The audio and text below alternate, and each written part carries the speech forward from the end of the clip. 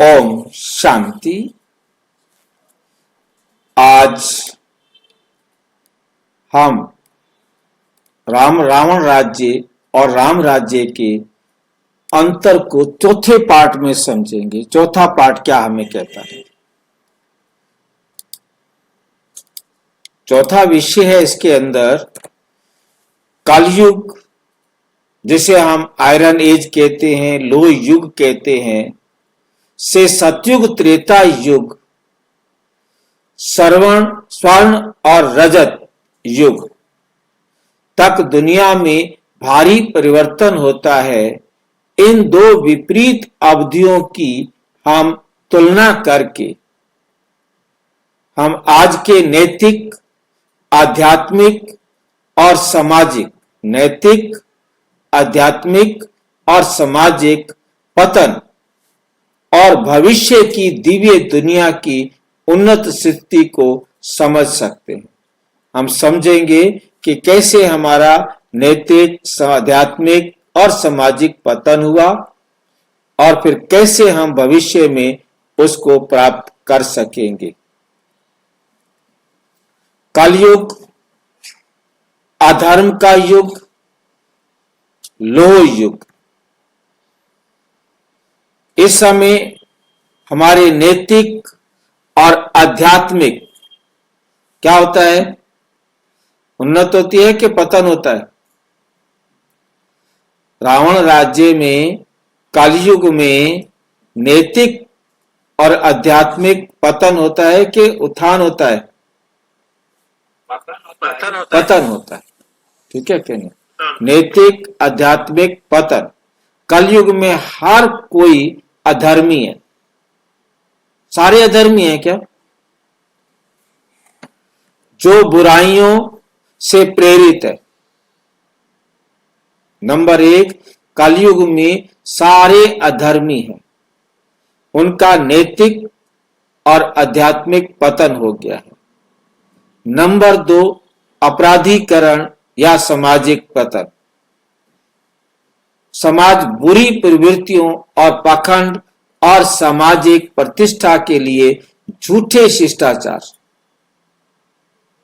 कहते हैं, ये हमारा शिष्टाचार है, परंतु वो सारे शिष्टाचार कैसे हैं?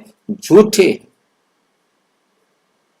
शिष्टाचार शब्द बहुत अच्छा है, परंतु उसके साथ झूठे लगा के उसको खराब कर दिया। आत्मिक शिष्टाचार ना होकर के देहिक, दिखावा मात्र, टेम्परेरी शिष्टाचार है। अंदर कुछ है और बाहर कुछ है। विभाजन, इतनी शाखाएं बन गई हैं प्रतिस्पर्धी शासकों और राजनीतिक प्रणालियों के साथ विविध संप्रभुता। कई राज्य, भाषाएं, हुक्म, विरोधाभासी विचारों और संघर्षों को जन्म देता है। आज सब एकदम अलग हो गए हैं। यहां तक हम कह सकते हैं कलयुग के इस अंतिम समय पर एक परिवार के भी सभी सदस्य के विचार अलग अलग। एक परिवार में पति पत्नी के भी विचार नहीं मिलते, बस मजबूरी में रहते हैं, क्योंकि हर एक के अपने विचार हैं।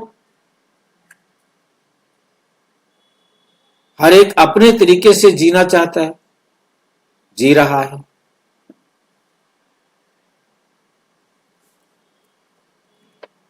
खंडित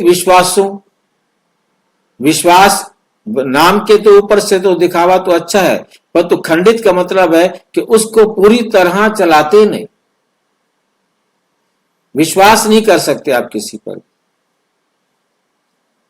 और खंडित विश्वासों और शासन के कारण एकता की कमी, यूनिटी हो ही नहीं सकती। जहां तक मतलब इच्छाएं एक समान है वहां तक ठीक, उसके बाद नहीं हो सकती। अराजकता, असमंजस्य, अराजकता और असमंजस्य। कोई सार्वभौमिक सत्य या धार्मिकता नहीं। अराजकता होता है कि जहां राजकीय नियमों को भी लागू ना किया जाए अपने जीवन में। जो जिस देश में रहते हैं उस देश के नियमों को भी तोड़ना, उसको कहा जाता है अराजकता। असामंजस्य, आपस में एक दूसरे के साथ सामंजस्य रखना, एक दूसरे के सहयोगी बनना, ये बिल्कुल भी नहीं। कोई सार्वभौमिक सत्य या धार्मिकता नहीं, कोई नियम नहीं है उनके जीवन का। स्वार्थ हावी, स्वार्थ जो है वो सबके ऊपर हावी है।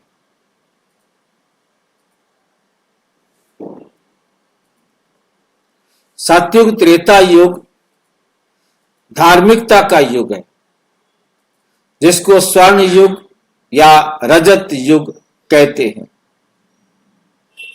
रजत कहा जाता है चांदी को, सिल्वर एज, गोल्डन एज। इसमें क्या होता है? नैतिक और आध्यात्मिक शुद्धता। क्योंकि सतयुग त्रेता को स्वर्ग कहा जाता है, वहां नैतिकता और आध्यात्मिक शुद्धता होती है। हर कोई धार्मिक है जो देवीय गुणों से जीता है और उसके जीवन में दैवी गुण जो है ना दिखाई देते हैं, जिसको हम समझ सकते हैं। सच्ची सभ्यता, समाज एक शुद्ध और सत्य आचार संहिता का पालन करता है।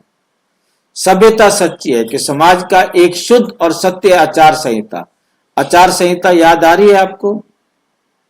कौन बताएगा आचार संहिता क्या होती है? संविधान कह सकते हैं क्या?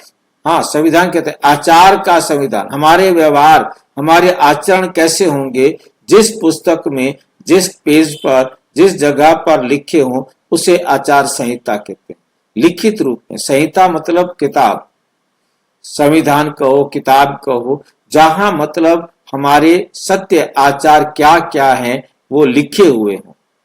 और ये सतयुग में सबके जीवन में होता है, का पालन होता है।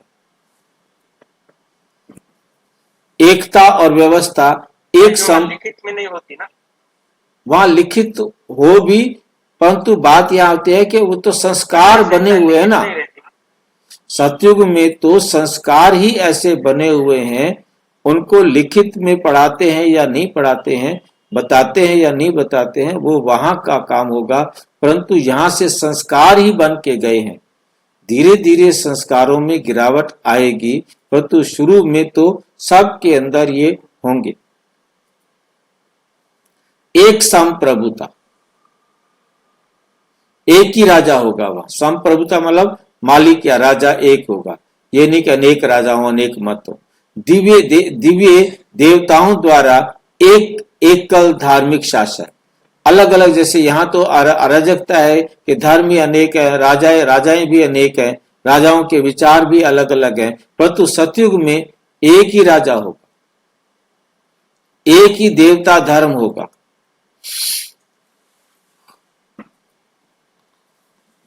धर्म में या धार्मिकता में सार्वभौमिक विश्वास, पूरी तरह विश्वास करेंगे। उनकी जो धारणाएं होंगी वो एकदम सत्य पर आधारित होंगी।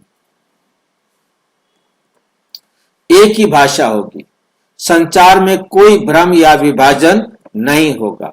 एक ही हुक्म, एक ही आज्ञा चलेगी। दिव्य ज्ञान द्वारा शासित एक सामंजस्यपूर्ण समाज, आपस में सब मिलकर रहते हों, ऐसा वहां पर समाज होगा। शांति और सद्भाव, जीवन में पूर्ण एकता, समृद्धि और आनंद होगा। किसी प्रकार का कोई कमी नहीं होगी। कलयुग और सतयुग त्रेता के युग के बीच मुख्य अंतर भी है। क्या अंतर होता है?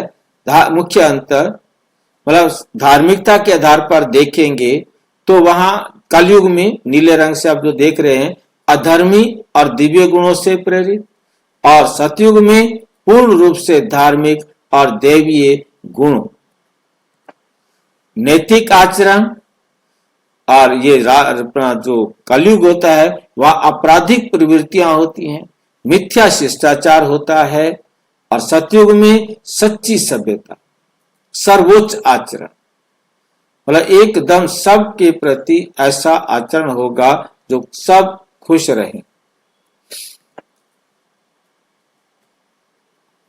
संप्रभुता, संप्रभुता का मतलब होता है राजा, और यहां अनेक परस्पर विरोधी शासक होते हैं। विरोधी शासक मतलब सबके विचार अलग अलग, वो भी राजा बनना चाहता है, वो भी राजा बनना चाहता है, वो भी राजा बनना चाहता है, जिसका बहुमत हो जाता है वो राजा बन जाता है। इस प्रकार से मतलब हमारा वहां पर संप्रभुता कैसी होती है, विरोधी, एक दूसरे से नहीं मिलती है। अनेक परस्पर विरोधी शासक होते हैं इसमें,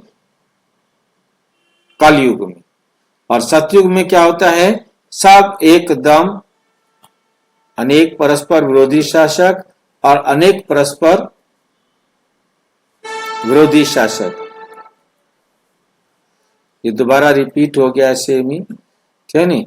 यहां पर जो है ना, सतयुग के अंदर कोई भी विरोध नहीं होता, सब एकदम एक ही शासक होता है। जैसे हम पहले पढ़ के आए हैं, वहां एक ही राजा होता है, अनेक विरोधी शासक नहीं होते हैं। धर्म के ऊपर देखेंगे तो अनेक धर्म, विरोधाभास कलयुग में। एक देवता धर्म, बस एक ही देवता धर्म होता है, दूसरा कोई धर्म होता ही नहीं सतयुग और त्रेता में। भाषा की दृष्टि से विभाजन पैदा करने वाली अनेक भाषाएं एक सार्वभौमिक भाषा होती है सतयुग में। निर्देशन विरोधाभासी विचार और भ्रम होता है कलयुग के अंदर, और सतयुग में होता है शांति, एकता और आनंदमय जीवन। निष्कर्ष ये निकलता है कि कलयुग और कलयुग के बीच स्पष्ट अंतर को पहचान कर लोह युग और सतयुग त्रेता को स्वर्ण और रजत युग में हम आध्यात्मिक परिवर्तन की आवश्यकता को समझ सकते हैं कि अब हमें आध्यात्मिक रूप से परिवर्तन करना होगा। वर्तमान संगम युग हम अधर्म और विभाजन को पीछे छोड़ने और दिव्य एकता और पवित्रता के लिए खुद को तैयार करने का अवसर प्रदान करता है। खुद को तैयार करने का अवसर प्रदान करता है, और हमें यह संगम युग दिखाता है कि हम अपने आप को अब सुधार लें। अब नहीं सुधरेंगे तो फिर कल कभी भी सुधर नहीं सकेंगे, अभी नहीं तो कभी नहीं। अच्छा, ओम शांति। और विस्तार से जानने के लिए प्रजापिता ब्रह्मा कुमारी ईश्वरीय विश्वविद्यालय के किसी भी सेवा केंद्र पर संपर्क करें, और यदि कोई प्रश्न है तो 9213106986 पर केवल टेलीग्राम करें, 9650692270 पर केवल व्हाट्सएप करें, फोन नहीं। ओम शांति।